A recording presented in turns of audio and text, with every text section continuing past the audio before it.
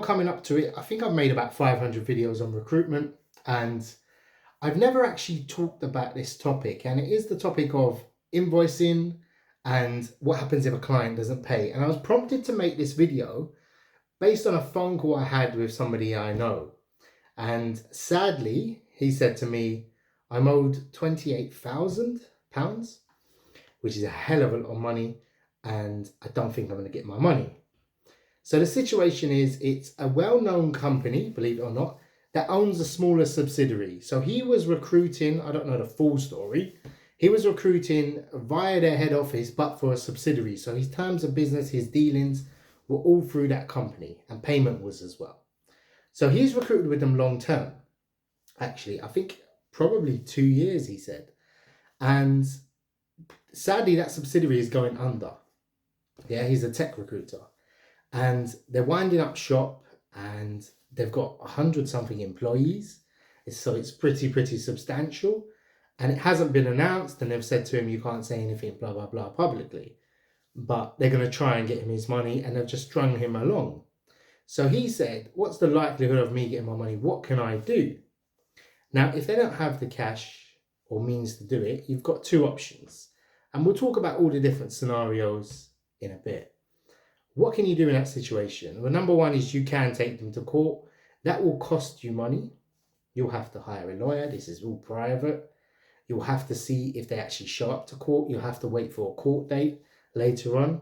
By then, it's well and truly over. Now, the issue is, if you've got a small invoice, sometimes the cost to take them to court outweighs what it actually costs in terms of recouping your money, plus the time, resources, etc. So he called me on a legal basis, because I have a background in law, just to ask my advice. Legally speaking, you've got two options, really. You've got one, you can sell the debt. This is what most people do in terms of recruitment as well. They sell the debt to debt collectors, bailiffs. Now, if I have a 28k invoice, somebody might give me 15 grand for it. Yeah, but they'll have to look at it. The likelihood of someone taking it on is quite low. So typically, I would say, if the company is just refusing to pay for whatever reason, you could just sell the debt on, and you'll get a good rate, maybe 30% discount you'll sell it for, something like that. But these claims companies, or whatever they're called, let's call them bailiffs, they will assess it. And what I mean by assess it, they'll look at it and say, hold on, this company's going bankrupt. We ain't going to get our money. We definitely ain't buying this debt. So it becomes an unsellable debt. Yeah. And sadly, he just has to wait and pray and see what happens.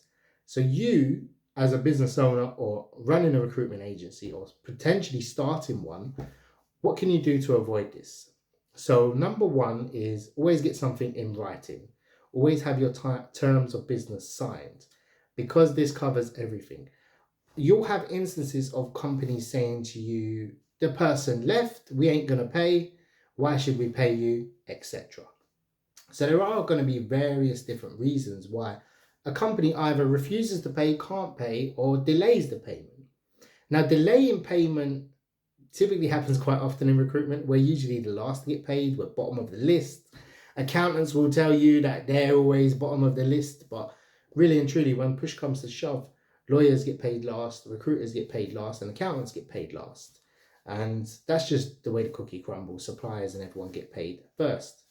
So if you are looking at an outstanding invoice, let's say they've got 30 days to pay according to your terms of business, the first thing you want to do is send a reminder if you've obviously sent your invoice if it's late.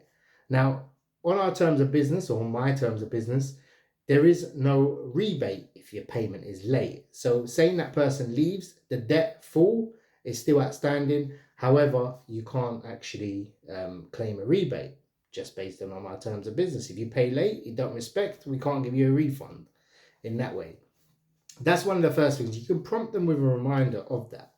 Yeah, and you can say, look, if it's paid this week, I'll still honor the initial rebate period. So that can kind of prompt them to do that. That's typically what I do. That's probably the last straw. It never really goes further than that, typically. However, if you are in a position where you've made the placement, the person started, for whatever reason they're still there, they still ain't, you must find out who's head of finance accountancy and email them. This needs to be closed off. Sometimes the person dealing with it is on holiday and they do payments for recruiters and everyone else once a month, for example. And they were on holiday, so you got to wait another month. If they explain that, if a company can't explain why the payment is late, typically I get a bit cold feet. I start to wonder why hasn't that been paid, etc. However, if you are in a position where you've done that, you've contacted them, you've followed up, you put in a call, etc., and it hasn't been paid, you've got two options. File a court action, so you could threaten legal advice, that typically gets the job done. Or you can, in terms of threaten legal advice, I can say, look, we're going to summons you to the small claims court. That will go in their company file. They'll have to show up in court. They'll have to pay fees. They'll have to pay interest on the debt as well. And if they don't actually attend, more likely you're going to win the case. And now this is the importance of having everything in writing, because a dispute may occur where you said, hold on the phone, I said 15% fee, and now you're charging, we're charging you 10%. Or they claiming you said 10%, 15%. If you had it in writing, they couldn't dispute that. Yeah, but if there's a mix up on the fees or the rebate or something, and they're saying, look, I'm not paying, then you can go back to your whatever's in writing, your email or templates in terms of your invoice. And another thing to note is if you stand there and you're kind of soft about it, oh, just pay when you can, I feel it gets nothing done. So court summons, threatening court summons, and actually if you want to take it to court, that's your decision. Obviously seek legal advice. However, the other factor is you can sell your debt. And this is probably one of the scarier ones. This is something where people would rather a court date than have bailiffs showing up and taking equipment out of their company. This is probably the worst threat. It's very embarrassing. Imagine you own an office and then bailiffs show up with a court summons saying you haven't paid the debt, blah, blah, blah. So before that, you're not involved in that process. You don't send them. You sell your debt on. So a company you contact, they'll say, look, let's send all the information. If it's a clear-cut case, like they definitely owe the money, if this went to court, they would win. What they do is they get a court summons, and then obviously they buy it off you before then they get a court summons, and then after that, they start issuing and pressuring them, blah, blah, blah. So you've got your money, but you got less. So you kind of do and don't want to go down that route. But this is not trying to scare anyone. This is just something that does happen in business, sadly, and it's happening more so this year. And like I said, my friend who's 28 grand down is a hell of a lot of money. So preempt it before that situation comes in. And in hindsight, it's easy for anyone to look out and say, oh, why didn't you just blah, blah, blah. But it was a client he's worked with for a while. And it isn't the case of, it's a new client. They haven't paid 28 grand. He recruited for them, blah, blah, blah. And sadly, they're definitely not feeling that they're going to pay that, because that's probably lost, because they're going to probably make everyone redundant. So let's see what happens with that. Hopefully you can get some funds out of it and see what happens. So I hope this situation never comes up. But number one thing is seek legal advice. Be polite but firm at the same time if this problem does arise. And if you need any support, just comment below and let me know. All the best and take care.